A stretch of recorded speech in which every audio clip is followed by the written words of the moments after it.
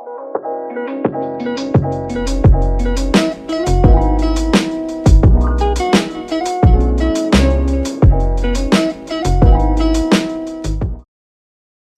and welcome to my channel. In this video I would like to talk about how to learn how to paint, draw or render much faster than you're maybe used to be. The technique I'm going to use is based on finding shapes and values, so there won't be any sort of line art or sketching. Instead, we will learn how to shape a face like we would shape a face from a block of clay, for example. In this video, we will go through each single step and I will explain everything I do. The finished painting will stay in the left corner for the whole time as a reference while we paint, while in the right corner you will see each step highlighted with a marker. For the actual render, I will use the footage from the recording feature in Procreate to explain all the steps. A warning right away, this video might be quite long and things will happen very slowly because I want to explain everything I do and some of you might want to paint along with me. So please don't expect some sort of time-lapse video with special effects and lots of action going on. And that out of the way, and without any further ado, let's dive right into it. As a reference, I used the photograph of Scott Eaton. If you don't know who Scott Eaton is, he's an American artist, designer, photographer who is also considered as one of the pioneers in the field of digital sculpture. If you want to learn more about Scott Eaton, I will put a link down in the description box. Definitely Google him and check out some of his amazing work. If you want to paint along with me, you need your drawing tablet or iPad, a stylus, and of course a drawing or painting software. I'm using Procreate and out-of-the-box brushes without any modifications, so no need to worry about fiddling with your brush settings before we start. For this demonstration, I'm using a brush called Nico Rule. I hope I pronounced it correctly. In Procreate you can find it in the painting section. I use, as I said, the default setting with the full opacity. If you use another painting software than Procreate, simply choose a brush you prefer. It only has to be an opaque brush. That's all we need for today. And we will use this one brush the whole time and won't change it anymore, even for the details. And we will paint everything, yes, everything, on one single layer. Don't be shocked. I know that many of you, me included, like to use multiple layers, and I know it has its advantages. I like and usually do use many layers, but not for this technique. One reason is because we will adjust shapes and values on the go. So let's say you want to change the shadow around the nose. Usually then you have to go into your shadow layer and change stuff there. Then later the eye might be out of place and then you have to find a layer with your facial features, change things there, and suddenly see that the transition from one halftone to another somehow shifted, and that fiddling with layers just doesn't work here. And one more thing that can be avoided, the fear we all have.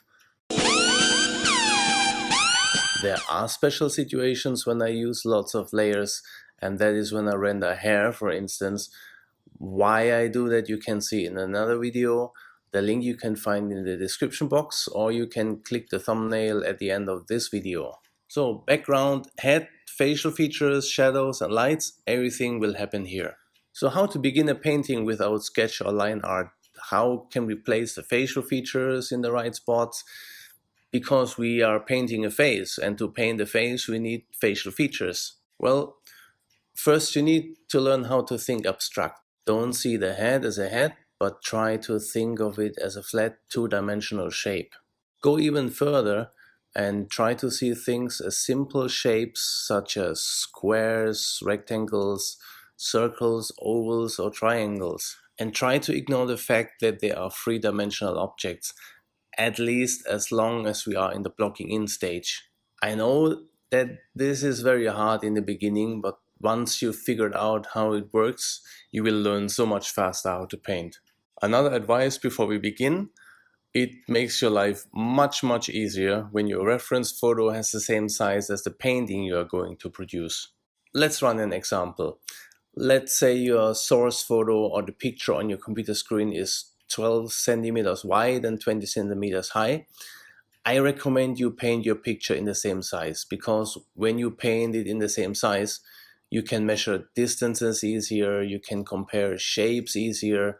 When you later want to flip your canvas, you can see mistakes easier, since everything is in the same height and width. How flipping the canvas helps you, I will explain later when we need it. Imagine following example to show the opposite case.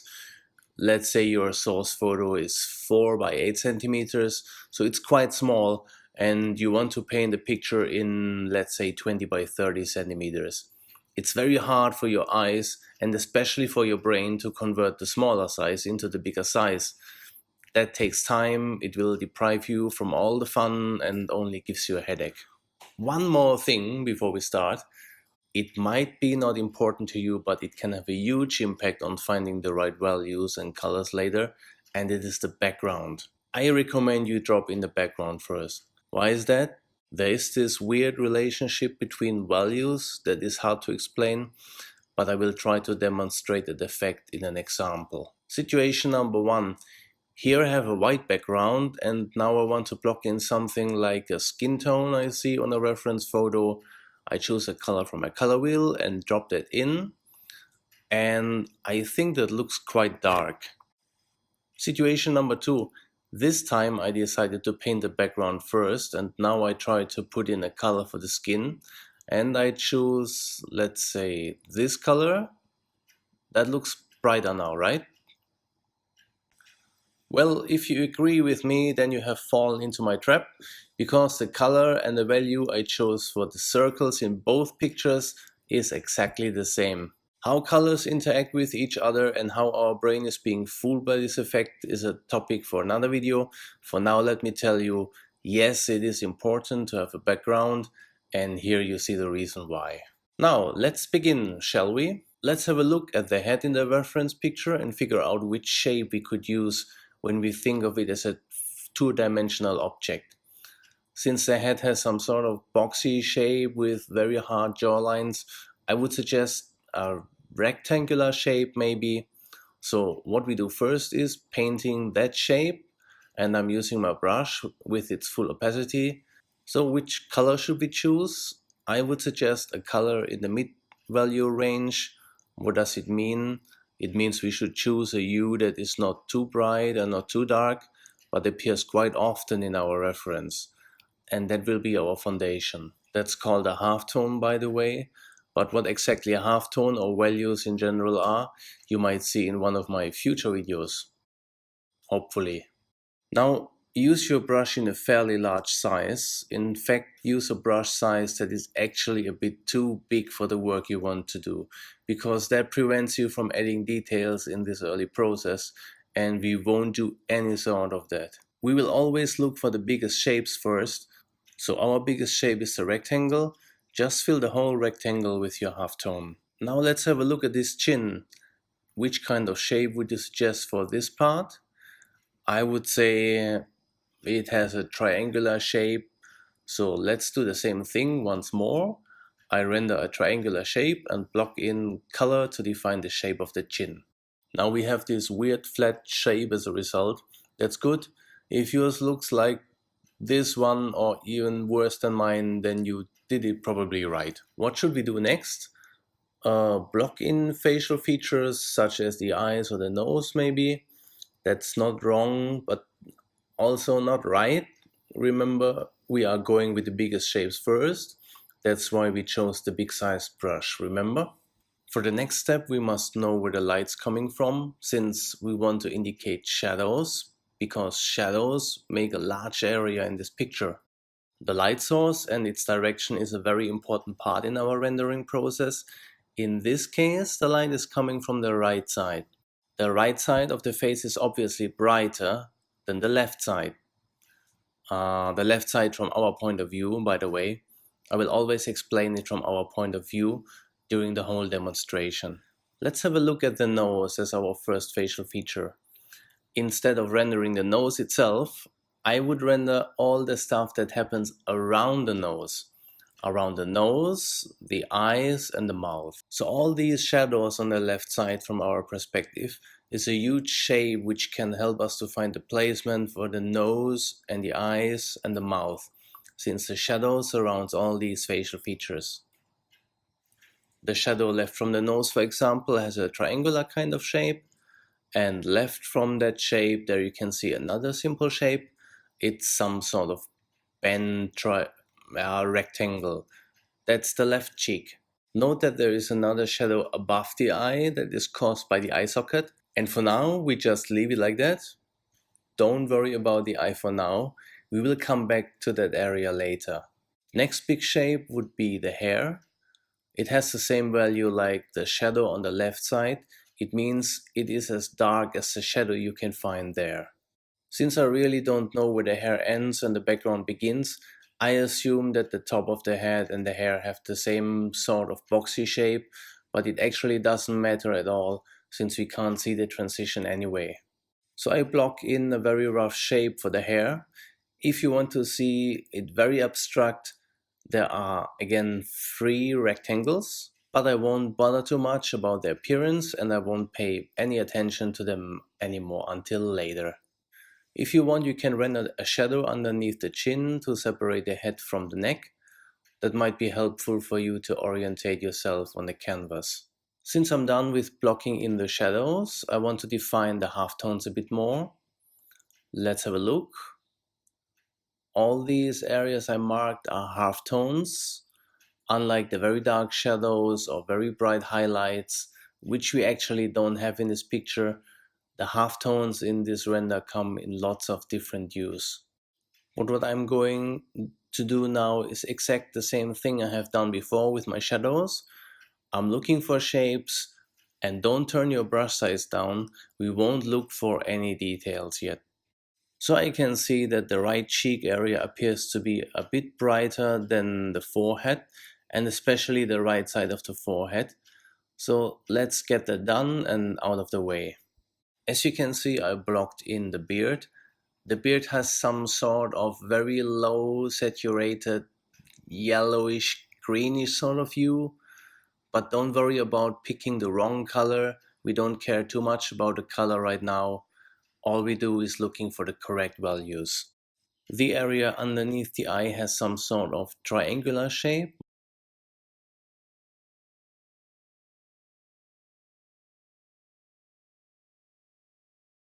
Compared to the left cheek, the nose has a darker value, so I'm going to block that area in as well.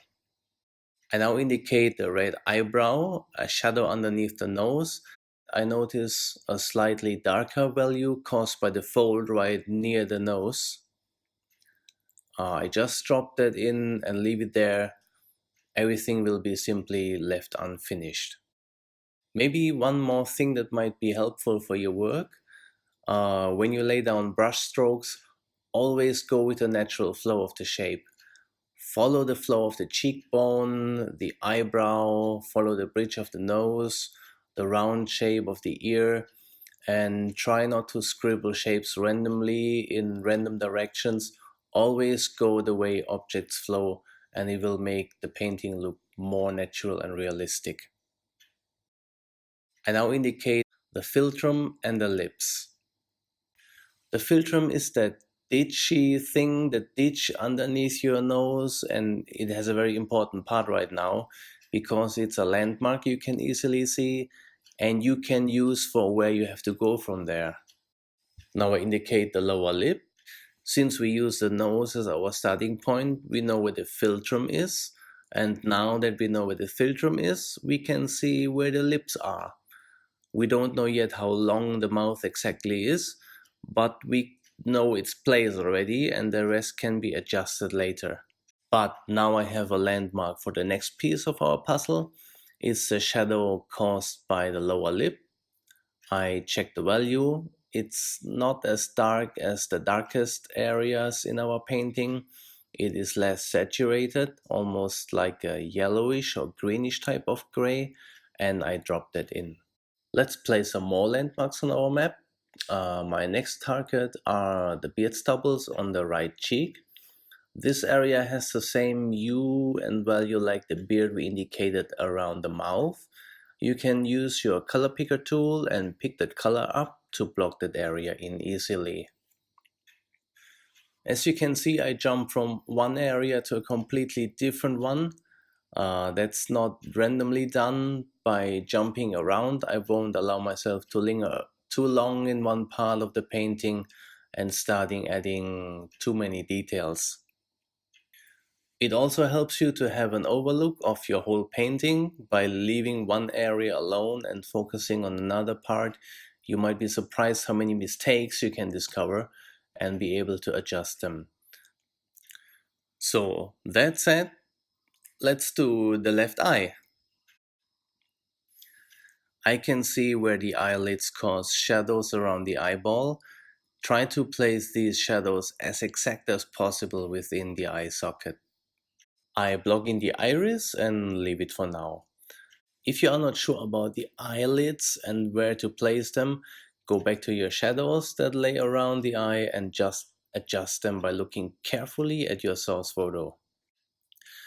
Since we paint our picture in the same size as our source photo, it's easy to estimate distances and sizes. And most of the time you won't even need a ruler to measure these distances. It's a very good practice for your eye to estimate distances by just looking at these things. But if you want to use a ruler, feel free to use one, of course. I drop in a reddish halftone for the right eye, but since I don't really have a reference point yet for orientation, I simply leave it alone. To make skin tone appear more natural, it won't do to simply go with the same color just in a darker value. That's not how human skin is. Skin is translucent, and depending on the light, it can change its hue quite a lot. Ears appear very often in a bright reddish tone lit from behind, while nostrils have a dark reddish kind of hue against the light because there's blood inside our tissue and blood is red. You can see this effect by holding a flashlight behind your fingers. Of course, the color of the light source is very important as well. And it looks like we have a yellowish kind of light source in our reference picture. Now, since the light's coming from the right side, we must assume that some of this light is penetrating the skin as well, which causes it to appear more reddish. To create that effect, I would open my color wheel and shift the value and the hue at the same time. And here's a trick. Imagine your color wheel as the face of a clock. To darken the hue, saturation and value at the same time, I would move my pen towards 5 o'clock. Because if you would only change the value without changing the hue, for example, a painting could look flat, like someone using too much makeup or maybe a figurine made from wax. But let me say again that color is not the important thing at this stage. What we need to find first to create depth in a painting is to find the right values. You can have totally different colors. As long as the values are right, it looks real. To get a better feeling for the composition, I darken the background and block in the shoulders, the shirt and the cheeks, the values underneath the chin.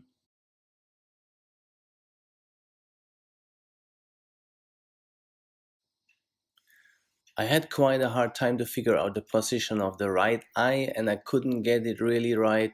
At this time I was around 20 minutes to half an hour into the painting process, and my brain already played some pranks on me by telling me everything looks alright. Still, I couldn't really find a point of relation for the eye, so here I flipped the canvas for the first time. Flipping the canvas makes you see your painting literally with new eyes. Your brain didn't get used to this new image yet, and now is the time to find mistakes in your blocking in stage. And now it was quite easy for me to place the eye. Iris, eyelids, and I'm happy with that, and I leave that alone for now as well. At this point I noticed that the shapes of the shadows could use some adjustment, and that is the benefit of jumping around in your painting. I haven't noticed those things earlier.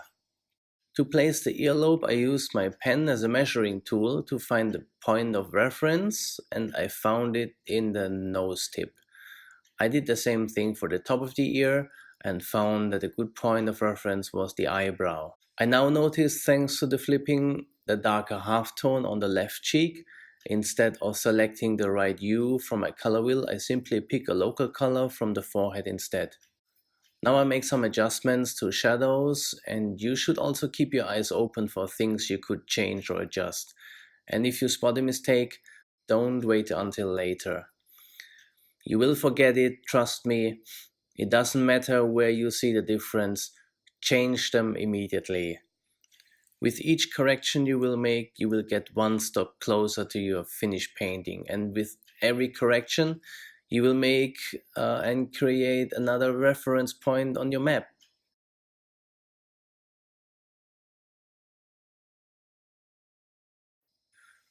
And don't forget, the whole technique is built on making adjustments.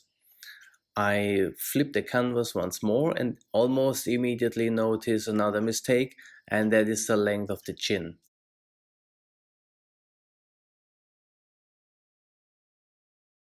Then I notice some brighter halftones underneath the eyelid and around the eye. Let's fix that as well before I forget it again.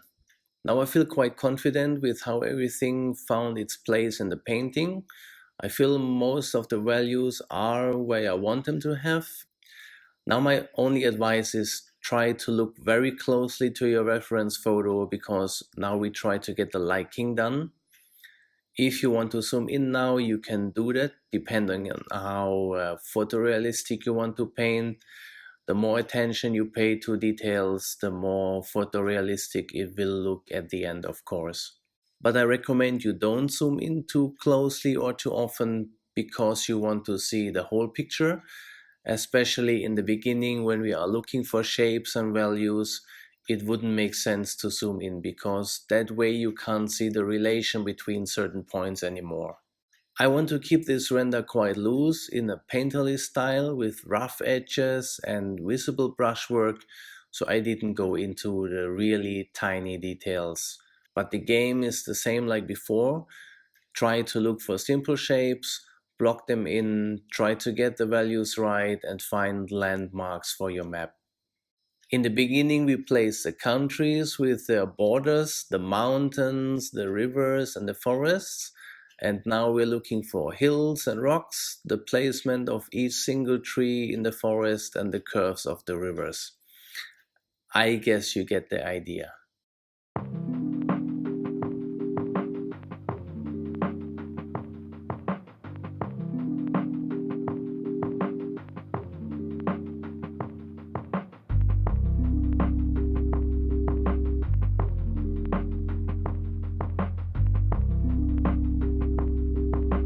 Maybe as a last advice, because I don't want this video to become too long, make sure you know where you want to have your center of interest or your focal point.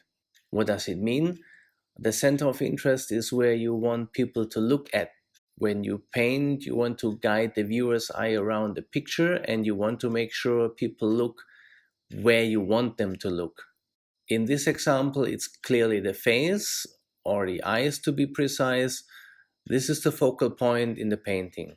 The light falls on his face and the eyes. People tend to look at bright areas first when most of the picture is in darkness. Since the shirt is clearly not the place of interest, I don't want to render it that detailed like I rendered the face, because I don't want people to look at his shirt, or at least not immediately. I'm also not interested in trying to render cloth. In fact, that would be almost impossible for me to render a photorealistic shirt made from cotton. I would have to render each single fiber of cotton in his shirt, and that's not what I want to do. But instead, I work with values again to create the illusion that this person is wearing a white shirt. Areas where the light gets caught are brighter, darker areas to indicate wrinkles, and that is all I need. Our brain does the rest. I flip the canvas quite often now to compare the render to my source and to make adjustments. This is just a study, So the objective is to work with shapes and values. Only change the brush size if really necessary and try to lay in confident brush strokes. Lay your brush strokes with the natural flow of the skin. Jump around in your painting and adjust differences to your reference immediately. Find your focal point and keep your eyes open. Try to apply these things from the beginning until your last paint stroke, and you will be surprised how much faster you can paint with a bit of practice. That's it for this video. It's quite long and longer than expected. I hope you found it useful. If you have questions, suggestions, or critique, please drop some lines in the comment section. If you like videos like this, and if you want to have more of it, tell me and I will try my best to produce them. Don't forget to subscribe to my channel to make me happy, and check out my other videos as well. And don't forget, your eyes are what create a great painting and not the price tag on your tools. Have a nice day and goodbye.